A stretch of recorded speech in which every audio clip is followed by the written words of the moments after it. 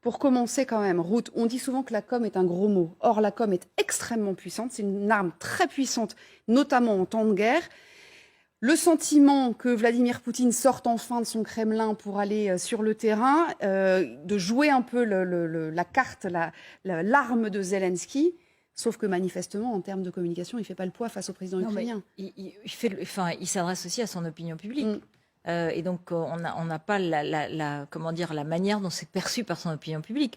Là, ce que fait Vladimir Poutine hier en étant au volant d'une Mercedes, au passage, une voiture allemande, il s'adresse aussi aux Allemands, il leur parle.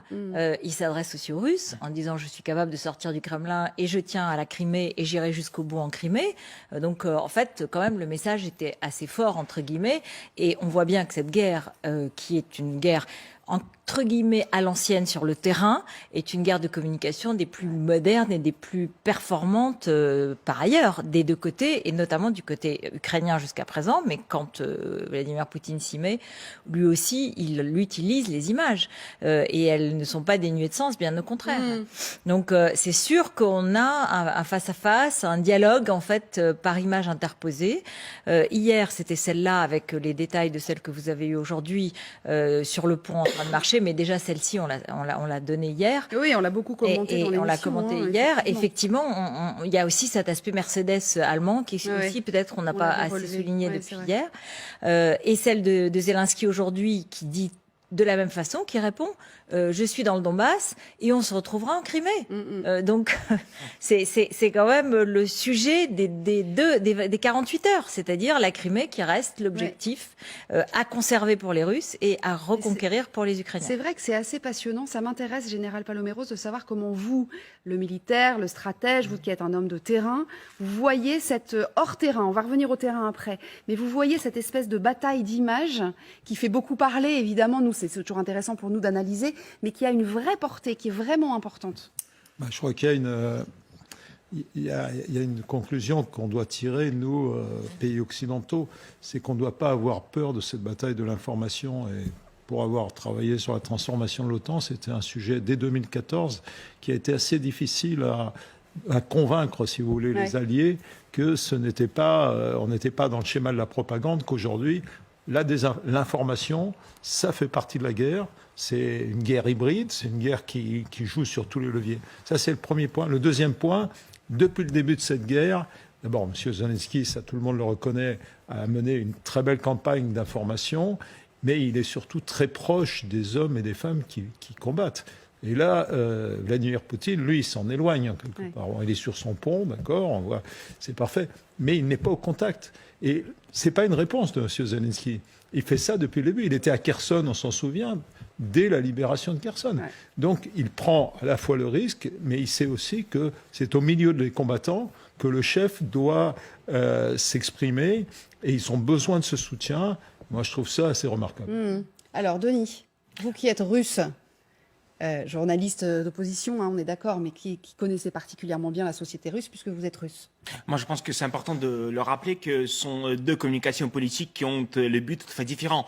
Zelensky il s'adresse à l'Occident, y compris pour montrer qu'il est toujours chef de guerre, qu'il est toujours solitaire et qu'il peut se permettre d'aller dans le Donbass, car quand même c'est une opération qui est avec beaucoup de risques. Si jamais les Russes retrouvent sa position, jamais il est dans des bombardements, c'est beaucoup de risques. Il y a 30 km de la ligne. Exactement. Donc, mais il faut aussi le rappeler qu'il a déjà fait ça avant. Donc, il était présent même à Kherson après que la ville a été prise par les Ukrainiens. Il était présent plusieurs fois dans le Donbass, même si il passe plus longtemps à Kiev, ce qui est logique. Par contre, quand on parle de Poutine, c'est plutôt le point de vue russe qui est adressé. Donc, son public, c'est plutôt les électeurs. C'est aussi des gens qui ont commencé maintenant à vivre cette inflation, qui commencé à vivre ces idées. Là, justement, aux électeurs, parce que il dit deux choses. On voit un homme dans une voiture avec son vice-premier ministre à côté hier qui conduit lui-même sa petite voiture. Bon.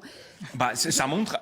Je sais que pour nous, en tant qu'Occident, c'est assez bizarre de voir ça. Donc on pense mais pour les Russes, ça montre quoi? Pour les Russes, ça montre qu'il est toujours le chef. Donc si vous voulez, ce serait assez bizarre pour les Russes de les voir effectivement en tant que chef de guerre sur ligne de front, parce que ça montre effectivement qu'on est sur le front, qu'on est en guerre avec l'Ukraine. Sauf que maintenant, il monte dans cette voiture-là, une voiture certes allemande, mais une voiture qui est assez habituelle pour les Russes. On les voit partout. Et il est sur le pont de la Crimée, comme en 2014, comme en 2015, quand le pont a été construit après. Et il montre que tout va bien. C'est son pont, en plus, on l'appelle le pont de Poutine. Alors évidemment, il y avait une vraie symbolique. On en avait parlé à l'époque. De s'y rendre. Et vous avez parlé avec des contacts, peut-être de la famille, des amis, je ne sais pas, en Russie, pour leur demander comment ça avait été... Déjà, est-ce que ça a été vu en Russie, cette image ? Je pense que c'est assez difficile de... Mes amis, les gens ordinaires en Russie, ce sont quand même deux groupes assez différents. C'est difficile de faire de la sociologie. Mais quand on lit des commentaires sur les réseaux sociaux, quand on voit ce qui est dit dans la presse russe, oui, c'est assez bien perçu. Ça montre qu'il est bel et bien chef de cette situation-là, qu'il est en charge et qu'il est toujours présent. Et surtout qu'il peut se permettre de se rendre sur le pont qui est, encore une fois, est une cible de guerre toujours pour les Ukrainiens. C'est étonnant quand même, Lovarinel, parce que c'est logique. Nous, avec notre prisme d'occidentaux, on se dit il court derrière Zelensky, quoi. Il essaye de faire pareil. C'est un peu comme ça qu'on l'a analysé. Oui, mais moi, ce que je regarde, c'est ce que symbolise, et vous l'aviez très bien dit, c'est le pont de Vladimir Poutine. Donc, il remet son territoire, c'est sa souveraineté, c'est chez lui. Ce n'est pas à l'Ukraine, malgré Kherson, malgré, on va dire, les défections. Donc, moi, je crois qu'il est en train de confirmer, en disant ici, c'est chez moi. Je viens tranquillement avec ma voiture, avec mon copain vice-ministre, on se balade, tout va bien. Il veut normaliser et dire que ici tout va bien, tout est under control. Et peut-être les images précédemment sur Kherson, les inquiétudes que vous avez entendues, c'est...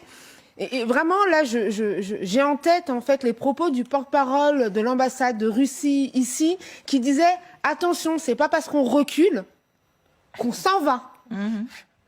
C'est comme ça qu'il veut le dire. C'est que vous voyez peut-être une forme de déflagration sur terrain. Ne vous inquiétez pas. On est là. On est là et on ne bougera pas. Mais c'est vrai que la séquence, alors sur